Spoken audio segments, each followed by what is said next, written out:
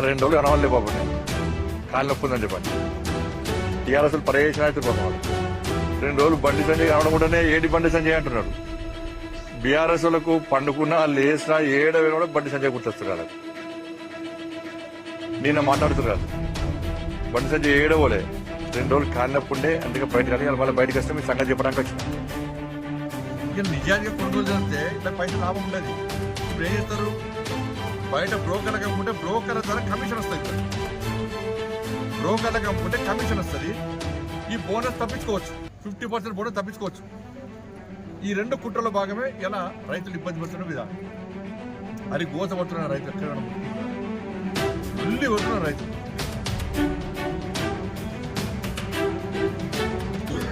ఇది పక్కకు పెట్టి కొత్త సంవత్సరం వచ్చేసి కొనుగోలు గురించి ఎవరు మాడతలేరు. ఇక బంద్, ఇక రైతు సమస్య ఎవరు మాడతలేరు. ఇక డైవర్షన్ పాలిటిక్స్.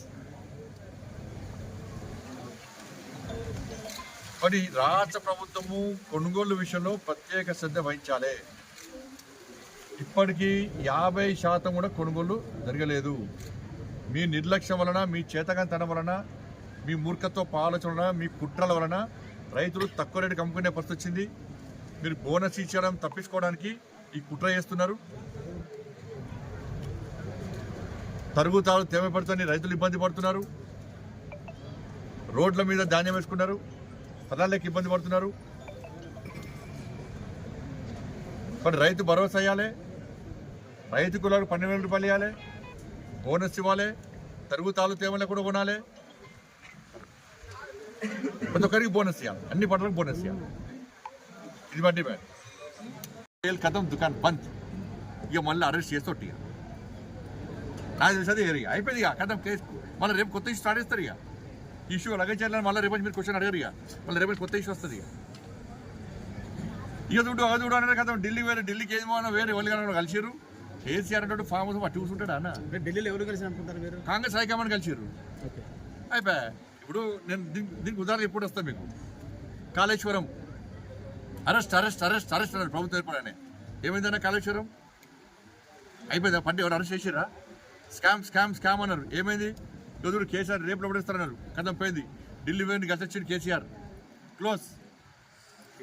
తర్వాత ఫోన్ ట్యాపింగ్ అన్నారు. సాక్షాత్తు రాధాకిషన్ రావు పేరున్నాయి కదా, రాధాకిషన్ రావు ఆయన స్టేట్మెంట్ అయిపోయింది. ఆయన వాంగ్మూలంలో ఇచ్చాడు. నేను కేసీఆర్ చెప్తేనే ఫోన్ ట్యాపింగ్ చేస్తా అని చెప్పి క్లియర్గా వాంగ్మూలంలోనే చెప్పాడు. ఇది అఫీషియల్ రికార్డ్. అది మరి అనేటప్పుడు కేసీఆర్ కనీసం నోటీస్. ఇక చూడు రేపే రేపే రేపే రేపే అన్నారు. కథం మన అధిష్టానం పోయి కేసీఆర్ ఏం కావాలో ఏం చేయాలో చేసిండు. కథం phone tapping close. Phone tapping అనేది సిరిసిల్ల కేంద్రంగా జరిగింది. నేను ఇవాళ మీకు చెప్తున్నాను. అక్కడ డిఎస్పీ సిఐఓ ఆయన అరెస్ట్ చేసి లోపడేసారు మొన్న. ఆయన సిరిసిల్ల కేంద్రంగా ఫోన్ ట్యాపింగ్ జరిగిందంటే సిరిసిల్ల కేంద్రంగా కేసీఆర్ కొడుకు ప్రమేయం లేకుండా, కేసీఆర్ కొడుకు తెలియకుండా సిరిసిల్ల నుంచి అంత పెద్ద మిషనరీ పెట్టి ఫోన్ ట్యాపింగ్ జరిగే ఆస్కారం ఉందా? ఫోన్ ట్యాపింగ్ కేసీఆర్ కొడుకు తెలియకుండా జరిగే ఆస్కారం ఉందా? ఇది నేను పేపర్లో చూసిన, నేను మీడియాలో చూసిన. సిరిసిల్ల నుంచి ఒక అధికారిని, సిఐను, డిఎస్పీని అరెస్ట్ చేసి లోపడేసాడు. ఆయన ఎక్కడ? సిరిసిల్ల. ఎక్కడి నుంచి ఫోన్ ట్యాపింగ్ చేసిండు? సిరిసిల్ల నుంచి చేసిండు. సిరిసిల్ల ఎమ్మెల్యే ఎవరు? సిరిసిల్ల మంత్రి ఎవడు? ఈ రాష్ట్రాన్ని ఏలింది ఆయన కదా. నామకే వస్తే కేసీఆర్ ముఖ్యమంత్రి, నిజమైన ముఖ్యమంత్రి. ఇప్పుడు అప్పుడు ఎవరు? ఇప్పుడు ముఖ్యమంత్రి ఆయనే, కేసీఆర్ కొడుకు. ఆయన తెలకుండా జరిగిందా ఫోన్ ట్యాపింగ్ అనేది? అయిపోయిందా ఫోన్ ట్యాపింగ్?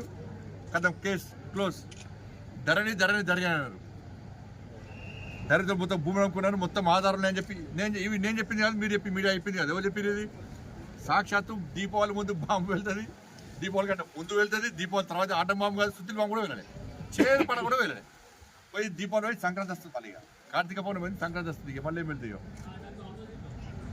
ఏమైంది? ధరణి పోయింది. ధరణి పోయిన తర్వాత మళ్ళీ ఏం చేశారు? అది ఈ ఫార్ములా కార్ రేస్.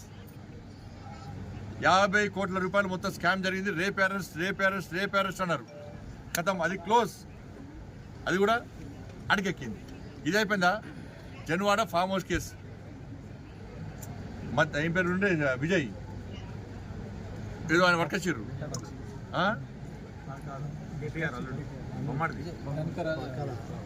కార్యకర్తగా దాదాపు 15-20 సంవత్సరాల నుంచి